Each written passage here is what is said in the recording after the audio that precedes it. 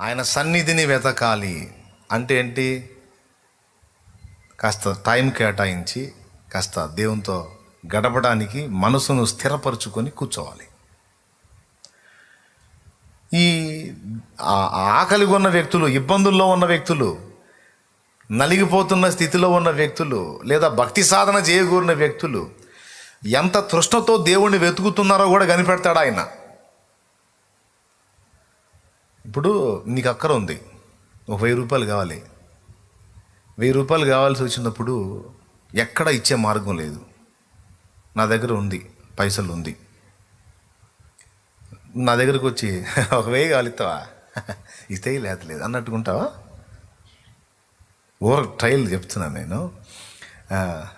ఒక 1000 కావాలి ఇస్తావా? సరే ఇస్తే లేదా అంటావా? లేకపోతే ఒక 1000 కావాలి అంటావా? ఎట్లా అడుగుతావు? అన్నా ఫలానా సమస్య వచ్చిందన్నా, ఎక్కడ తిప్పలు పడ్డ అవకాశం దొరకలేదన్నా, నువ్వు తప్పితే మార్గం లేదన్నా, 1000 రూపాయలు కావాల్సి వచ్చిందన్నా, అన్న ఏదన్నా నాకు హెల్ప్ చేయన్నా, సహాయం చేయన్నా నా ప్లీజ్ అన్నా అని అడుగుతావు. అందుకని ఇగిలించుకుంటూ వచ్చి 1000 కావాలి మరి అన్నావు అనుకో, నేను లేవు మరి అంటాను నేను. దేవునికి స్తోత్రం కలుగును గాక. హల్లెలూయా. అంటే ఇక్కడ అడిగేవాడి యొక్క ఆసక్తి కూడా దేవుడు పరిగణలో తీసుకుంటాడు. సో దేవుని సన్నిధిని మొదట వెదకుట అంటే ఆయన మనల్ని కలుసుకోవటానికి, మనం ఆయన్ని కలుసుకోవటానికి, కాసేపు ఇద్దరం మాట్లాడుకోవటానికి ఒక అనువైన చోటును సిద్ధపరచుకొనుట. నంబర్ 1. ఇది చాలా తేలిగ్గా అనిపిస్తాయి కానీ చాలా సీరియస్ మ్యాటర్ ఇది. నిద్రమోహం వాళ్ళకి అర్థం కాదు కానీ కాస్త విషయం ఉన్న వాళ్ళకి దాని విలువలు అర్థమవుతాయి. స్తోత్రం చెప్పండి. చాలా సీరియస్ మ్యాటర్ ఇది. ఖచ్చితంగా ఒక ప్లేస్ని సిద్ధపరచుకోవాలి. అది ఎక్కడన్నా కానీ నీకు అనుకూలంగా, నువ్వు ఇద్దరు స్నేహం చేయడానికి, కాస్త మాట్లాడుకోవడానికి, కాస్త ఆయనతో గడపడానికి అనువైన స్థానం. అన్న నాకు ఎక్కడుందన్న ఇంట్లో పిల్లలు గీయబే అంటే అందుకే మందిరం ఉంది. మందిరానికి ఏమో రావు, కొంతమంది వస్తారు పాపం, కొంతమంది రారు. సోమరులు ఉంటారు, కొంతమంది నలిగిపోతూ ఉంటారు కానీ దేవుని సన్నిధిలో పడి అన్నాలాగా గోజాడదాం అనుకోరు. అనువైన స్థానం కొరకే దేవుని సన్నిధి ఉన్నది. ఇక సన్నిధిలో ఏం జరిగిద్ది? టమాటాలండి, పల్లి బఠానీ చెనేయ అని ఉంటాయాడా? మునక్కాయలండి, వంకాయలండి, దొండకాయలండి, దోసకాయలండి, బీరకాయలని అంటాడు. ఏమన్నా వ్యాపారాలు జరుగుతాయా? సన్నిధిలో కేవలం ప్రార్థన, స్తుతి, ఆరాధన, విజ్ఞాపన, దేవుని సంబంధమైన విషయాలు. నువ్వు ఎటుగుడి దేవుని వెతకూరావు కనుక అది లభించే చోటు ఇది. కనుక తప్పనిసరిగా నీకు ఇంట ఒకవేళ నీకు గది సిద్ధపరచుకొని ఉంటే స్తోత్రం. పెద్ద పెద్ద ఇల్లు కడతారు కొంతమంది, ప్రార్థన గది ఉండదు, ఉండాలి. లేకపోతే అవసరమైతే మీకు ఒకవేళ డాబా ఉంటే, ఒక బిల్డింగ్ ఉంటే, సింగిల్ స్టేర్ బిల్డింగ్ అయినా పర్లే, పైన ఒక రేకుల షెడ్ వేసుకో. హాయిగా దేవుణ్ణి కలుసుకోవడానికి అనువైన స్థానం ఏర్పరచుకోవటి. రేకుల షెడ్డే ఉందా? సో చేయగలిగిందే ఉంది, దేవుని మందిరమే ఇక నీకు అనువైన స్థానం. కాస్త కేటాయించు టైము. పగలంతా చాకిరీ చేసుకో, ఏం ఫీల్ కాడు దేవుడు. సాయంత్రం రా, కాసేపు కూర్చో ప్రశాంతంగా దేవుని సన్నిధిలో మాట్లాడుకో. దేవునితో మనసు విప్పి వెతుకు ఆయన సన్నిధిని, అనువైన స్థానాన్ని సిద్ధపరచుకో, కూర్చో. మొదటి సంగతి, ఆయన సన్నిధిని వెతకాలంటే ఆయన కలుసుకునే స్థానమును సిద్ధపరచుకోవాలి, ఒక ప్రదేశంలో కూర్చోవాలి. రెండవది, ఆయన నీ మనవి వినుదాకా నువ్వు ఆయన తలుపు తట్టాలి. దేవునికి స్తోత్రం కలుగును గాక. ఆయన తలుపు తట్టడం అంటే ఏమిటి? దేవుని తలుపు తట్టడం అంటే ఏమిటి?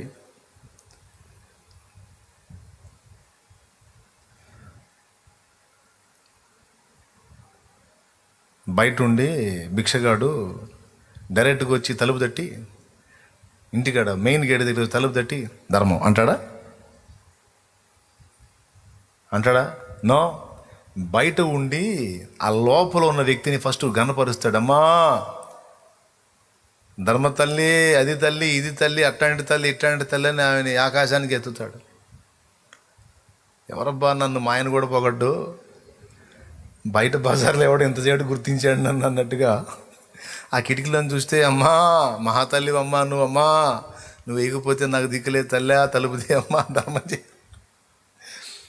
అమ్మా, నువ్వు అలాంటి ధనము ఎలాంటి ధనము, డోర్ ఓపెన్ అయింది అంటే ప్రస్తుతిస్తాడు ఆమెని.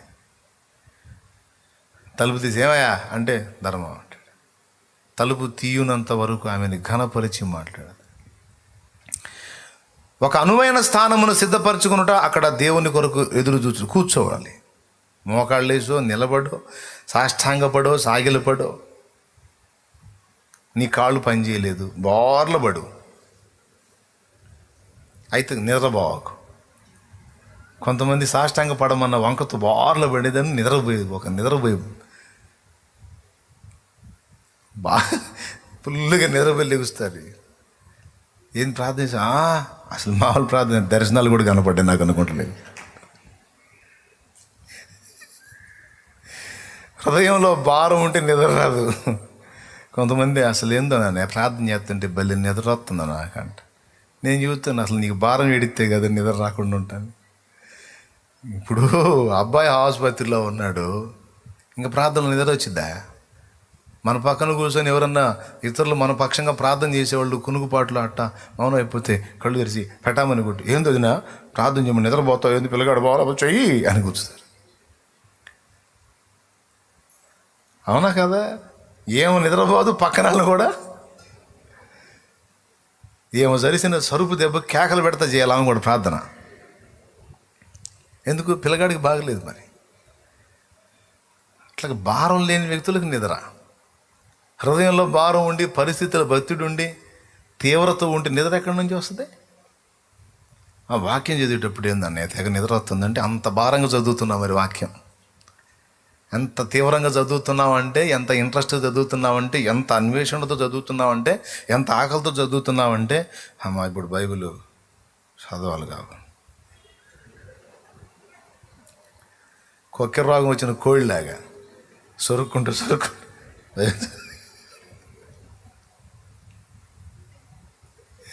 బైబిల్ చదువుతుంది తెగ నిద్ర వస్తున్నాను. నేను నవ్వుకుంటాను, నేను అంత భారం ఉంది కావాలి నీకు అని. దేవుని సంగతులు తెలుసుకోవాలన్న భారం, కసి, పట్టుదల, అన్వేషణ ఉంటే నిద్ర ఎటు నుంచి వచ్చింది? ఈ రెండు లోపాలే. ప్రార్థనలో నిద్ర వస్తుందంటే భారం లేని ప్రార్థన, వాక్య ధ్యానంలో నిద్ర వస్తుందంటే ఇది నాకు అంత ఇంపార్టెంట్ కాదని చదువుతున్నాం. చదవకపోతే మంచిది కాదేమో, ఏదైనా శోధన వచ్చిద్దేమో అని నాకు ఒక అధ్యాయం అన్నా చదువుతామని, ఆ ఒక అధ్యాయానికే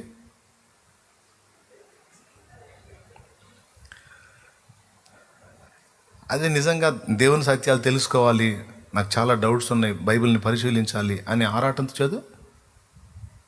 నిద్ర ఎట్టొచ్చుద్దో చూస్తాను నేను.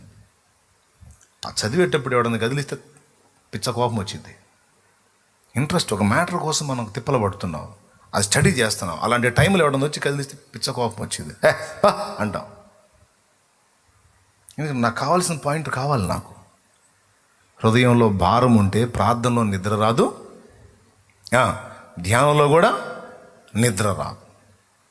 కాబట్టి అనువైన స్థానము చూచుకున్నట్టు అనేది మొదటి విషయము, దేవుని కలుసుకోవటానికి. రెండవది, దేవుడు మన కొరకు తలుపు తీయున్నట్లు ఆయనను ప్రస్తుతి చేయుట. దేవునికి మహిమ కలుగును గాక. కొర్నేలి, నీ ధర్మ కార్యములను నీ ప్రార్థనలో వినబడినవి. తలుపు తట్టారు. పద్మాసు ద్వీపమున యోహాను తట్టాడు, పరలోకపు తలుపు తెరవబడింది. యెహెజ్కేలు తట్టాడు, పరలోక తలుపు తెరవబడింది. యెషయా 6లో యెషయా తట్టాడు, అత్యున్నత సింహాసనం మందు ఆసీనుడై ఉన్న వాని దర్శనము కలిగింది. తలుపు తీశాడు. అసలు నువ్వు ఎప్పుడెప్పుడు అందుబాటులోకి వస్తావని ఆయన కోటి ఆశలతో ఎదురు చూస్తూ ఉంటాడు. వచ్చి ఇక నువ్వు ప్రస్తుతించటం మొదలు పెడితే, ఆయనను కొనియాడటం మొదలు పెడితే ఇంకా ఆగుతాడా? ప్రభువు, నీ దీనదాసుడిని వచ్చానయ్యా, ఆకాశమందు నీవు తప్ప నాకెవరున్నారు యేసయ్యా, అంతరంగమెరిగిన నీవుగాక నాకెవరున్నారు యేసయ్యా. ఆకాశమందు నీవు తప్ప నాకెవరున్నారు యేసయ్యా, అంతరంగమెరిగిన నీవుగాక నాకెవరున్నారు యేసయ్యా.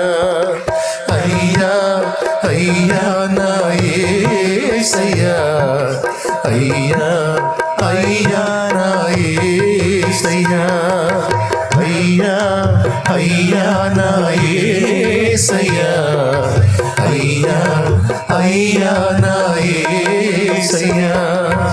ఆకాశమందు నీవు తప్ప నాకెవరున్నారు యేసయ్యా, అంతరంగమెరిగిన నీవుగాక నాకెవరున్నారు యేసయ్యా. ఇప్పుడు బాగుగానే పెంచితివి కానీ కుడి కొంచెము తగ్గించు. దేవునికి మహిమ కలుగును గాక. కూర్చొని అలాగ దేవునికి ఆర్తధ్వని చేస్తే ఆగుతాడా? ఉండగలుగుతాడా? ఇంకా నిన్ను వదిలిపెట్టి నీకు దూరంగా ఉండగలుగుతాడా? మోకాళ్ళు నీ దిగుతండి వచ్చానయ్యా. తృణమైన బంధాలు స్థిరములని నమ్మి, క్షణికమైన వాంఛలకు జీవితాన్ని అమ్మి, మోసపోతిని మూడునైతిని, విరిగి నలిగి నేదరి చేరితిని, విరిగి నలిగి నేదరి చేరితిని. అయ్యా అయ్యా నా యేసయ్యా, అయ్యా అయ్యా నా యేసయ్యా అని నువ్వు ఒక కేక వేస్తే బళ్ళు తెచ్చుకుంటా తలుపు ఓపెన్ చేసిస్తాడు.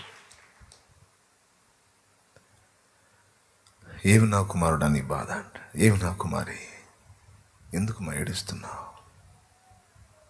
ఎందుకు ఏడుస్తున్నావు? దేవునికి హృదయం ఉందండి. ఆయన రాయి కాదు, కఠినాత్ముడు కాదు. ఆయన ఎంత హృదయం గలవాడో తెలుసా? మన కన్నుల వెంట నీరు వస్తే తట్టుకోలేడు. మన ఏడుపు చూసి కొంతమంది మనుషులకు హాస్యం, మన ఏడుపు చూసి కొంతమంది ఎగతాళి, మన ఏడుపు చూసి కొంతమంది వెటకారం. కానీ దేవుడు ఎప్పుడు అలా చేయడం. మన కన్నీరు, తన భక్తిపరుల కన్నీళ్ళు దేవుని హృదయాన్ని తాకుతాయి. హృదయం కదులుద్ది, ఆయన ఖచ్చితంగా స్పందిస్తాడు. ఆయన సన్నిధిని వెతుకుట కొరకు అనువైన స్థానమును దూచుకొనుట, మోకాళ్ళుని దేవునికి మన ప్రస్తుతిని తెలియజేయుట. అటు ఇటు మనసు పరిపరి విధాల పరిగెత్తుతూ ఉంటుంది. దాన్ని కంట్రోల్ చేసుకొని మనోనిదానము కలిగి, ఏదైనా నాయన నువ్వు ఒక పరిష్కారం చెప్పకపోతే నేను కదలలేను, ఏదైనా నువ్వు ఒక దారి చూపించకపోతే నాకు ఇంకేం అర్థం కావట్లేదయ్యా, నాకు తెలియదు, నువ్వే ఏదన్నా నాకు చేయాల్సింది, నువ్వు రావాలి ఇప్పుడు, నాకు హెల్ప్ చేయాలి, నువ్వు మాట్లాడాలి.